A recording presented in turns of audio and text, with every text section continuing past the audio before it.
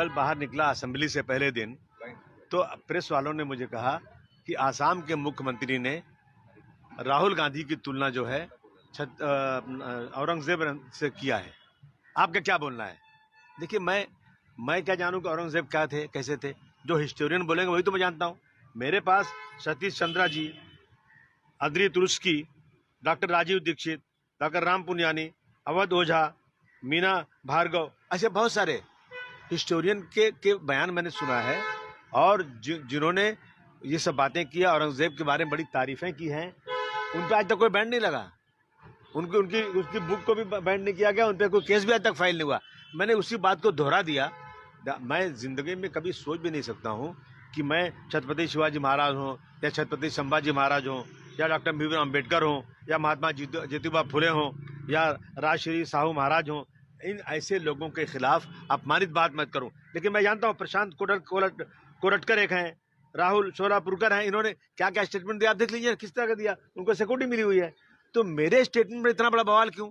मैं समझता हूं कि मैं जिंदगी में कभी भी ऐसा कोई स्टेटमेंट, ऐसा कोई दिल की गहराई में कभी बोल ही नहीं सकता हूं।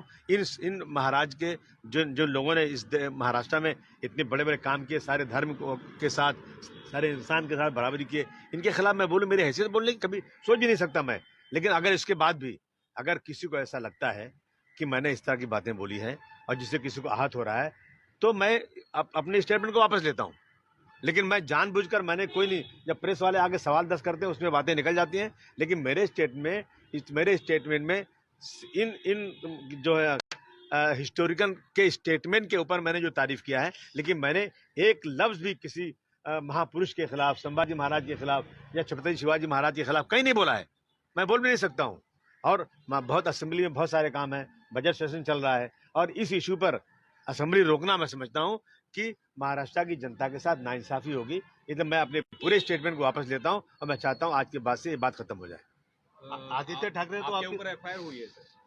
नहीं, ठीक है, एफआईआर मेरे ऊपर हुई है, लेकिन ये जिन लोगों की जिन हिस्टोरिकल की स्टेटमेंट पर मैंने स्टेटमेंट दिया, उन पे क्या हुआ आज तक? जो स्टेटमेंट इस तरह दे रहे हैं, बहुत सारे लोगों के स्टेटमेंट है, आप निकाल के देख लीजिए। एफआईआर मेरे ऊपर करने का मतलब, मैं एक अगर मुस्लिम कम्युनिटी का आदमी हूँ, इस तरह मेरे साथ आप जो है अलग बर्ताव करोगे, और इन लोगों के ऊपर जिन्होंने इन महापुरुषों के खिलाफ खुल के बयान दिया, उन पे खिलाफ कुछ नहीं करोगे, तो मतलब क्या? आदित्य ठाकरे ने कहा है कि आप भारतीय जनता पार्टी की बी टीम हो, शायद आपको मुख्यमंत्री ने कहा है ऐसा स्टेटमेंट करो क्योंकि धनंजय मुंडे और अन्य दूसरे मुद्दों पर ये ध्यान हटाया जाए। अरे भाई, ये आप प्रेस वाले पूछो ना, कि प्रेस वाले क्या उनके बोलने पे मुझसे पूछने आए थे क्या? प्रेस वाले ने मुझे पूछा, मैंने कोई प्रेस कॉन्फ्रेंस नहीं बुलाई थी। मेरे सामने प्रेस वाले निकलते ही मुंह पे लगा दिया माइक, आप पूछने लग गए। तो मैंने इसके जवाब में इन जो है हिस्टोरिकल लोगों से मैंने जो सीखा था, जो पढ़ा था, वही मैंने बोल दिया।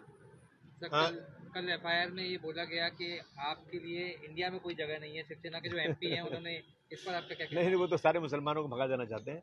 और उसके बाद आपने देखा कि कितने लोगों ने बोला मस्जिद में घुस के मारेंगे, और मुसलमानों को 20 लाख मुसलमानों को मार दिया जाना चाहिए, इस देश को हिंदू राष्ट्र बना देना चाहिए।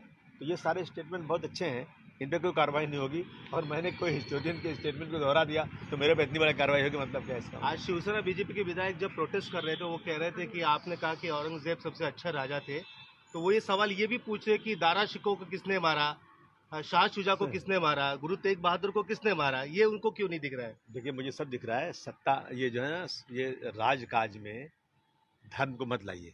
राजकाज में लोग जो है अपनी सत्ता बढ़ाने के लिए, अपनी जो है हैसियत बढ़ाने के लिए करते हैं। इसमें कोई धर्म का लेना कुछ नहीं है।